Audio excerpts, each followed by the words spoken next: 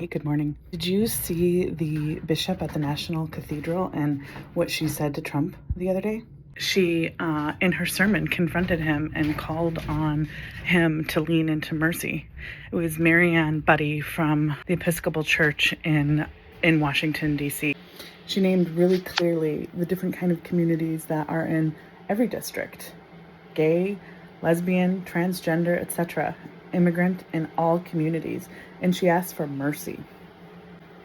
Trump had a scathing response about how it was a bad service and he didn't like it, and how this bishop was out of line. In the spirit of being open about my age, I am going to be 47 next month, and that means that I grew up very much in the 90s. And what I mean by that is those were the years that I was, finishing high school and learning about civics and government and all those great things. And I remember studying, the Holocaust, and both of my grandfathers served in World War II. One was an airplane mechanic in the Air Force, and he served on a carrier ship in the South Pacific, and another was a nurse in the Army, and I believe he was in Germany. And that grandfather is Polish. He was born here in the United States, but his parents came from Poland, and then he served in World War II. I couldn't talk to him about it. I wanted to talk to him about it, but it always made him really triggering, right? We call it all sorts of different things over the years, but basically PTSD, and it just brought up too much horror, and he couldn't talk about it. And if you asked him about it, he was in a bad mood for the rest of the day. So many things there. But, when we put on The Diary of Anne Frank as a play when I was in high school, I was the stage manager. And so help coordinate and make sure that everything on stage really set the tone for the show. And kudos to my high school classmates. They did a really good job. A very talented bunch of people that I grew up with. But anyway, we weren't Holocaust deniers, that's for sure. I was able to attend Project Close Up when I was in high school as well, and that's where you go to Washington, D.C. and kind of, see how government is made. And there's a little bit of tourism and wandering around and visiting Congress and, getting close to the Capitol and maybe trying to get close to the people who represent government. We weren't able to meet with our senators, but we did meet with their office staff, which if you advocate and you do these things, that's something that you would do too. If you remember the plot of the play, though, it is about a family who took in Anne Frank and her family as they were trying to escape the horrors that were happening in Germany. And when you kind of looking at how did these things happen, right? Another great movie is, I'm gonna misremember the name, but it was the U-boat movie, and just normal German people doing their normal German things. The economy was terrible. There was just all sorts of everyday challenges, and your normal everyday families just wanted to get by. And so they paid attention to what they had the capacity to pay attention to. And it wasn't the rise of power of this horrendous, and I dare say, evil person. We, growing up, largely understood that Hitler is evil, and the genocide that he enacted was evil. Stalin afterwards, right? The genocide and the atrocities, that is an evil act. And they got to power, Hitler specifically got to power because people were following orders and they were just doing their job and they were paying attention to the things close to them.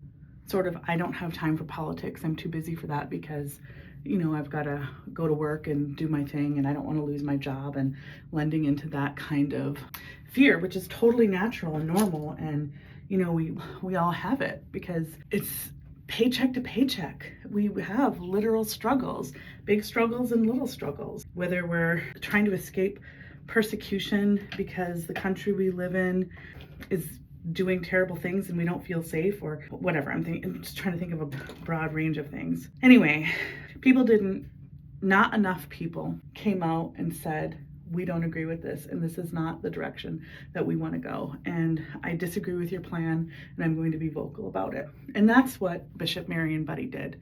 She stood up and said, I don't agree with what you're doing, and I'm going to be vocal about it, and I'm going to speak my truth to your power. And In my work, there's multiple definitions of power. We like to think of power as the ability to act, right? Trump and his administration acted.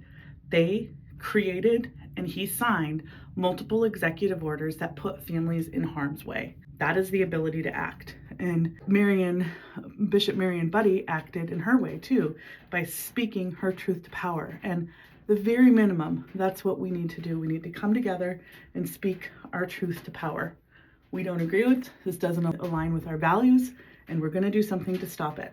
And when we own that life is political, and when we embrace that we must engage in the political, we will be much further off. If a court can make a rule about your body, life is political. So food is political, education is political, existing as a woman is political. All of these things are political, and we have to talk about them if we want to make change in our world. I am literally trying to get ready for my day, and I do like putting makeup on.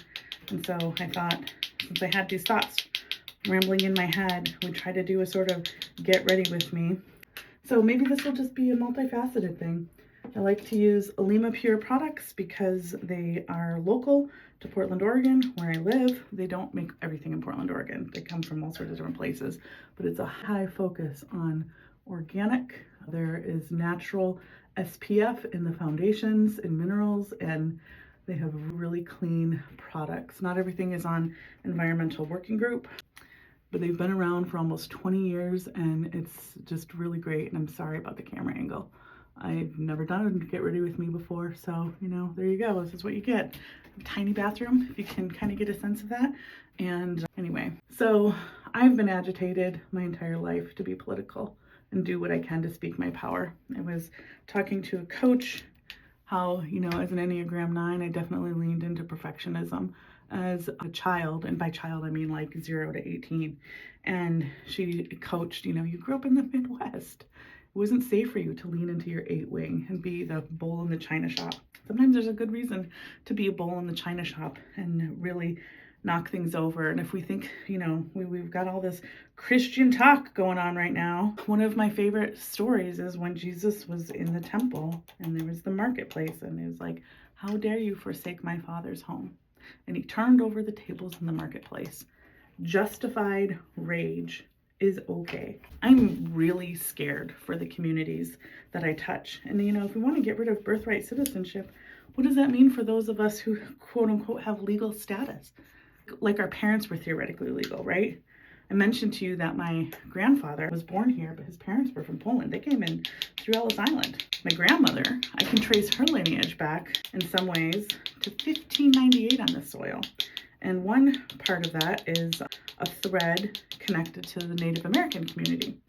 So much so, at least one relative was able to prove it to get necessary benefits to be able to go to school because married a Native American person as well. And so then hit the right ratios that made the government happy to be able to get the benefits, the school benefits. But where does it end, right? If I speak out against this administration, that I intend to do whenever I feel motivated, does that mean me, who has links to this land since 1598, could be deported to where? I have a thread in Ireland, a thread in Scotland, a way distant thread in France, but mostly, then there's a little bit in Slovenia. It was Yugoslavia when they came over. We can find that we know what town my family came from on that thread on my dad's side. Where would I get deported to? If suddenly my influence rises and then, I become a threat to this because maybe I encourage you all to act. And remember, power is the ability to act. Anyway, we need more of us speaking our values. This takes so little. I put it back and it lasts all day. Now this is it. My little eyeshadow. I did 2 colors, kind of brown color in that. Our world is complex and layered, and there's horrible things happening and beautiful things happening all at once. So there's deportation orders and things getting set up, and I'm sitting here putting makeup on.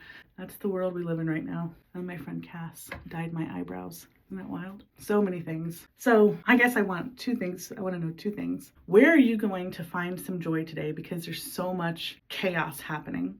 And where are you going to practice using your voice? This is the Lip Bar Boss Lady. It is the best blue red, and it's owned by Black women, designed for Black women, and obviously works on lighter skin too. I actually accidentally got a little bit of color on my tongue. That hasn't happened before. So we'll wear a Lima Pure and the Lip Bar today. So this is what I'm wearing to inspire me to speak truth to power today. Remember, what's your joy and how are you going to speak up?